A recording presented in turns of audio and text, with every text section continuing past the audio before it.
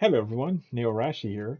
Sorry I'm doing this a bit late. I was um, kind of busy this week, but don't worry, this isn't going to delay my next week's review, which is going to be the last review of Prime month. So again, for today and next Sunday, I'm going to review more Yuri stuff because that's pretty much everything I have when it comes to LGBTQ manga content.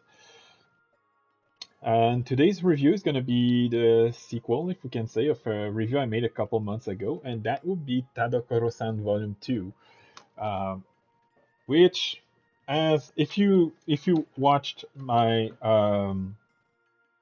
top 10 Yuri series or top 20 manga that I own, this is actually my favorite Yuri of all times. I discovered it, well, the original series I discovered about 3.5 years ago now.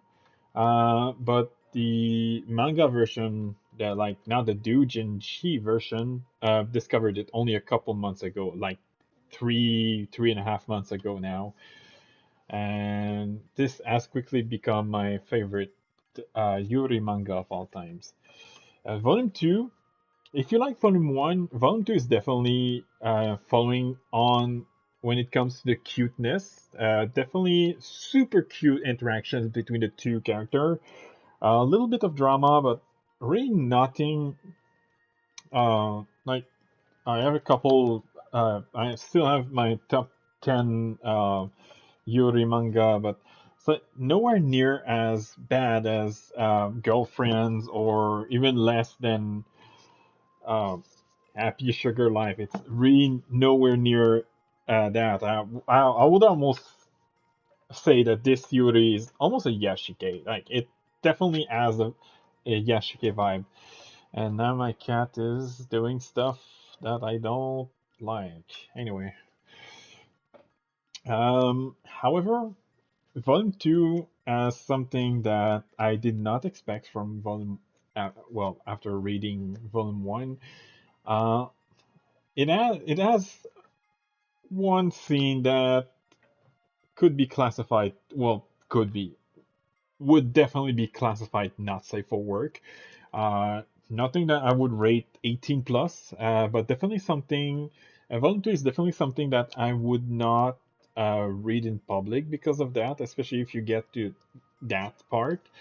After that scene, though, you can see that Nikaido, the blonde girl, we can see that she's kind of perverted in a funny way. Like it's presented in a funny way. I mean, being perverted in real life is kind of creepy, but in this series, it's really shown in a funny way.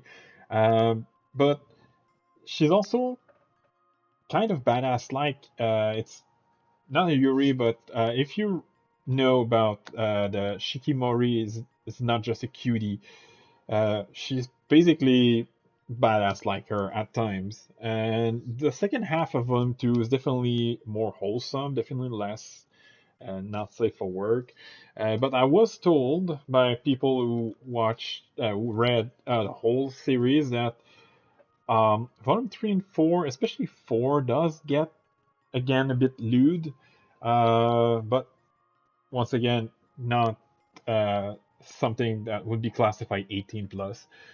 Um, Still, if you don't mind some random lewdness at like short points in the series, I would definitely recommend this one. Definitely as good as Volume One. In some, I would say as good because there, in some places it's not as bad as good, and in other places it's better than Volume One. So I would rate this one a 10 out of 10, same as Volume 1. Definitely great so far. Looking forward to read Volume 3 and 4. At the same time, I'm not looking forward to reading 3 and 4 because this series is short, only has 4 volumes, so I'm already halfway done through.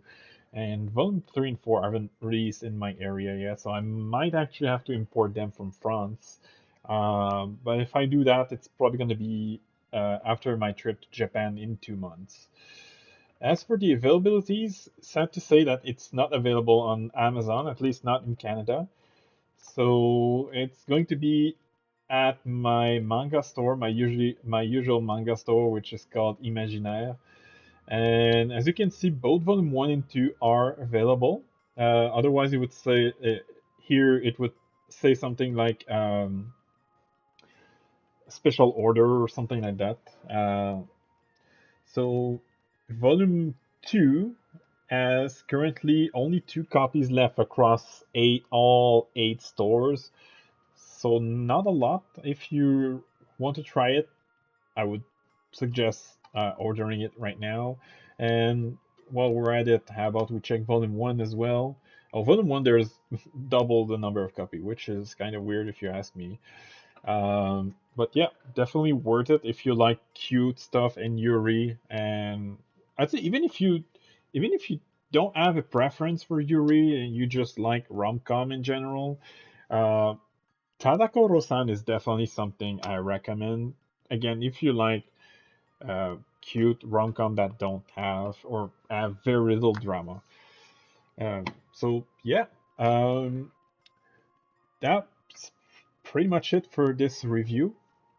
What I'm going to do this week, or probably this weekend actually, I'm going to make a tier list of um, characters that are part of the LGBTQ community from mangas that I own. So it's not going to be like every single series ever because that list would be endless.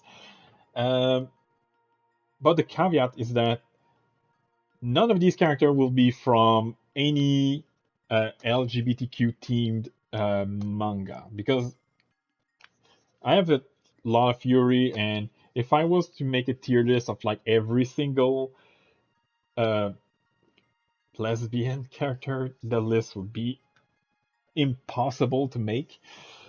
So I'm doing a quick research. So far, I have 15 character. Maybe I'll try to search if there's more because like even if we don't count the Yuri stuff that I have like over probably around 1600 books that are not Yuri but may or may not have LGBTQ character. So, and you can see my cat right. You could see my cat just a second ago right here. Hope you enjoyed, and I'll see you next time.